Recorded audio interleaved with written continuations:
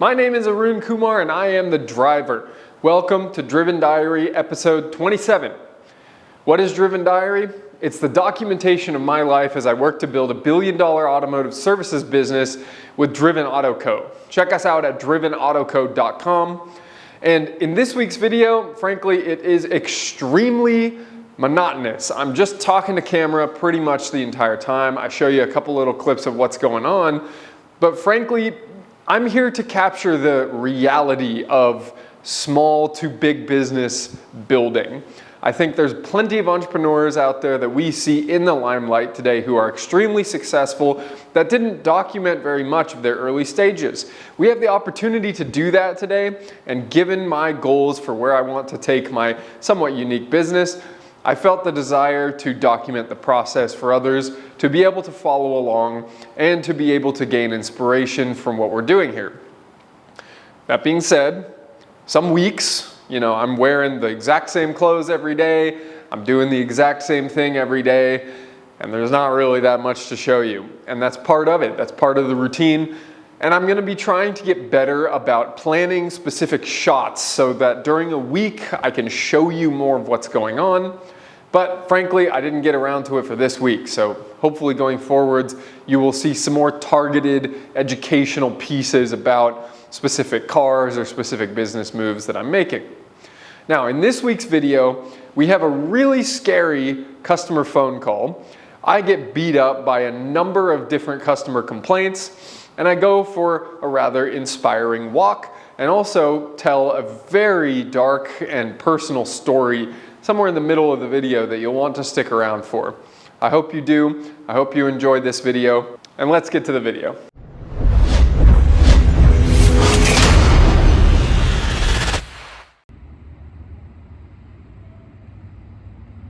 Tuesday morning in the shop, and I completely didn't record yesterday, and no good excuse for that, but here we are on Tuesday morning, and we're making processes. We're documenting how things will be done across the board in our shops, and I like what I'm seeing, and I'm glad I'm getting to collaborate more with my team on these sort of business operations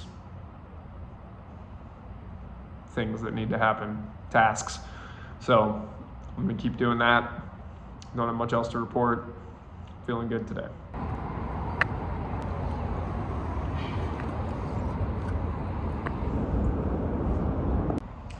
What you just saw there is one of the things I'm most proud of about this Explorer. I think that's the fastest I've ever registered a car.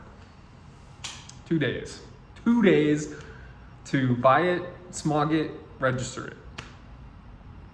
Feels good. I got a current sticker on there. I'm not waiting for my Washington plates. Just put it in my name, California registration. We're done. Now in the future, as in probably November 2024, I will transfer it to Washington. But for now, my new purchase is officially mine. Feels good. Wednesday morning, and yesterday I went and looked at a shop that's for sale, and that was exciting. Can't tell you much more about it at this point. And I finished writing a very long process manual that I would like to teach the guys. And I worked with one of my most senior guys to get it done. But he's off the rest of the week, and I wanted to teach everybody today. And it really reveals the sensitivity of a small business for every employee. And I really don't like that. And that is part of why I want to grow quickly, because I don't want to be stuck beholden to 3 people or 4 people. I want to be able to grow and develop a company that's not, where I can fill in technicians between different locations. I can teach people while they are doing the job. So some work to be done on structure and growth faster. Wednesday afternoon, and I just got off a phone with my tax preparer, and the news ain't good. News ain't good, folks. I hate taxes. as I'm sure everybody does. And I thought I had already taken the giant kick in the balls I needed to take to get caught up for the fact that I paid no withholding taxes all of 2023. I thought I was gonna write one giant check in January, which I did, and get out of it, but I did not write a big enough check. So that's how that goes. Now I gotta scrounge out more cash and ship it. I have run the numbers on the other shop I went to look at, and I like the fact that I can balance the two businesses that I have to really make this skill set work, and that I can be confident in doing M&A despite being what you would call inexperienced with the shop, is that I've spent so much time poring over numbers that I can be very confident in a valuation, in an evaluation of a business, so that I can say, this is what I'm willing to pay, here's why, what do you think, what do you want to do? So I think that it helps my credibility when I'm making offers. I think it helps my credibility with financiers that I need to work with. We'll see what they say. So Wednesday afternoon, I have a lot of AA treasurer work to do this afternoon. I have to go to the shop for a bit, have some managerial discussions, and keep going. That's it for Wednesday afternoon. Wednesday evening, and I'm feeling beat the hell up. We have had quite a significant number of customers who aren't happy, and it's for just all kind of reasons, and it's unfortunate. So I'm just trying to not let it get to me, I guess. It was part of it, and that's the point of this, is sharing all of it, sharing the journey. So feeling like shit right now. We'll keep going. I don't know whether I'm going to put this in a YouTube video, but I want to play back the very last call that we had yesterday. That is a very interesting recording that I don't know what to make of it. Here we go. And honestly, I was not trying to be rude, but like, you know,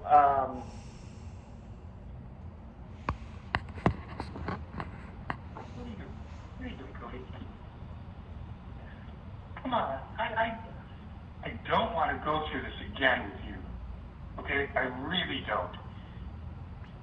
You can have, I don't even want to get into it.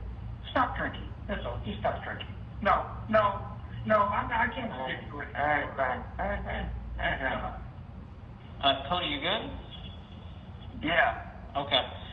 Again, we'll revisit this. Just look out for a call from us, okay? It's tomorrow, hopefully later in the evening. It's probably about afternoon, evening. Just look out. We'll definitely update you, okay? Okay, thank you. You be safe. Have a good night, sir. All right.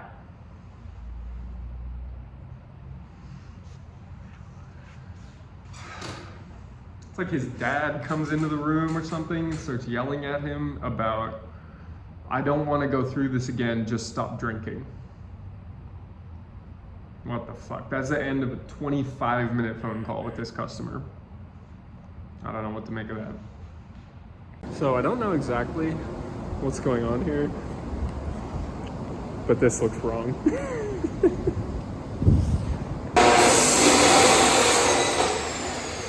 All right, I'm back from the future to explain that Subaru situation. That customer loves that car. He's put 120,000 miles on it in the 5 years that he's owned it, and he uses it essentially for long road trips and overlanding. So he will drive basically from where we are in the Bay Area anywhere within, I don't know, 1,000 miles from here, and then proceed to go off-road into the wilderness, maybe 100, 200 miles out into a forest or a desert or wherever, and then camp. And he'll do this carrying thousands of pounds of firewood on a little trailer that he hauls behind his Subaru. The problem with this is that the Subaru bumper and frame are not meant to tow that kind of weight. So he's now done this twice, where he brings his car into us with a completely destroyed bumper.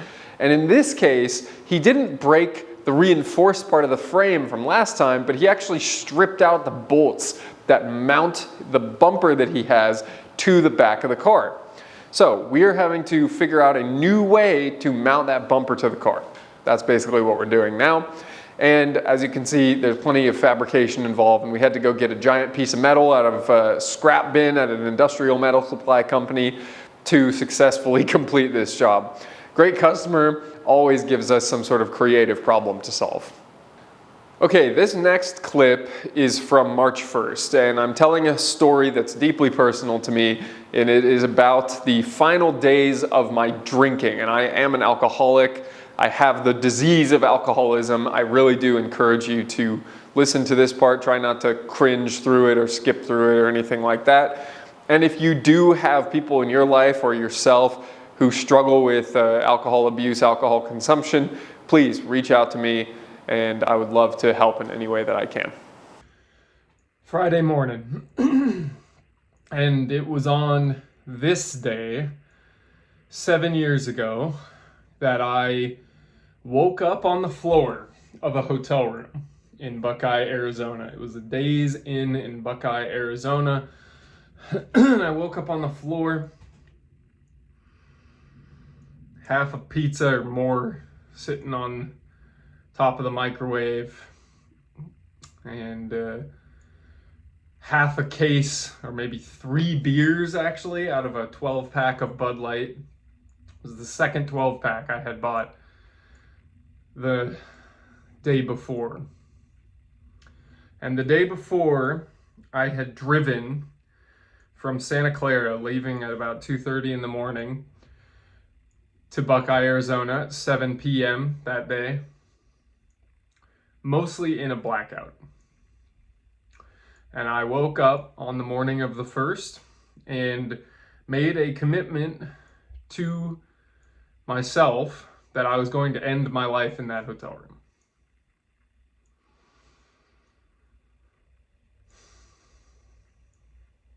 And I didn't. And it took 3 days of drinking. The first day I went to Walmart, filled a shopping cart full of alcohol, went to Sports Clips and got my head shaved, went back to the hotel room and basically went for the next many hours. And the following evening of March 2nd, my mom showed up.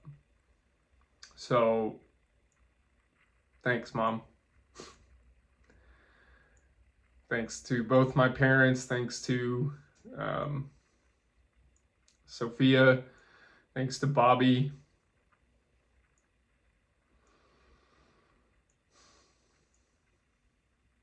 And thanks to Ivan and Jerry. John, really bothered me that I forgot a few names, so I remembered them. Thank you also to Renee, to Jack, to Chris, to lately Arvind, Jorge, and Nate. So, Mom, Dad, Sophia, Bobby, Ivan, Jerry, John, Renee, Jack, Chris, Arvind, Jorge, Nate. Thank you all. Yeah, I'm still alive because of those people. But I have a second chance at life today because of what happened during this week in 2017. It was February 27th. I went home that night and thought I was going to have 1 beer and ended up drinking all night long, and then drove to Arizona because I was so sick of my life. So sick of my life. And I ended it. I committed to ending my life, and by the grace of God, I'm still here. So thank you to everybody I just said thank you to. And it's that time of year And it's only this time of year where I reflect on this period because my sobriety date is March 4th. So we're almost there. And I just want to make that story clear to everybody. So thank you for listening. Friday, 5:46 p.m. and I have been running around all day. I had a meeting with city council. I had a dentist appointment. I had a bunch of phone calls for Schwartz Advisors, and I had some AA work to do. But I'm at the shop. I'm at the shop this evening. I got to catch up with the manager, and now I'm looking at our whiteboard. And our whiteboard has these two charts on it, and one of them is for the best year that this location's ever had. The other one is for the best March that this location's ever had. And I have data back to 2006 for this business. Now, the best March we ever had was $99,484, and we're gonna beat that. So the goal for this month is 100 grand. I hit 100 grand in August, and it was a hectic month, but we had a very different crew. And this crew is significantly more capable. So we will be getting it done. We'll be rallying this month. We have 13 appointments already set for next week, which is fantastic. We're gonna get to fucking work. Let's go.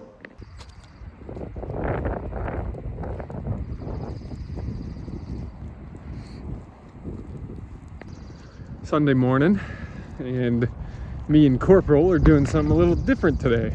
We are going and setting our sights high. And my way of doing that is essentially looking at these giant logistical centers, warehouses, and thinking to myself, what would it take for one of my businesses to fill a space this large? And it is basically to think about scale. So I don't know if I'm gonna need a warehouse, but in general, what is it gonna take to scale to this sort of point? Because there are companies that occupy and own these buildings. And what are they doing that's so special? What can I do to put myself on this level? And I am a long way from here, admittedly, right now, but that's the point. And so I am out for my 45-minute walk with the dog and just having those kind of thoughts. Super, super valuable, I think. I mean, that's a lot of trucks. That's a lot of trucks in this huge warehouse park, so.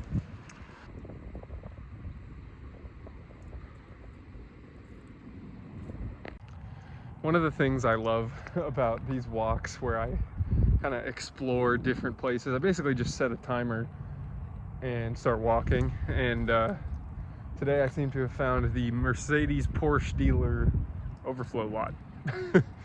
And it's funny to think that not a mile from here, my shop, we're so paranoid about making sure that every car is inside overnight. And over here, they just got a bunch of brand new Mercedes and Porsches outside. So, just some more perspective. Gonna keep walking. That's it for Driven Diary episode 27. Like I said, it's very monotonous, very repetitive, but I appreciate you watching all the way to the end. If you have any questions or comments, please leave them below. I would appreciate if you like this video. It helps boost our results for further search and recommended videos so that we get more views, more subscribers. So if you've watched this all the way through and you're not yet subscribed, please consider doing so you can be notified and see when next week's video comes out. And stay tuned until next week when we go to Driven Diary episode 28. Until then, stay driven.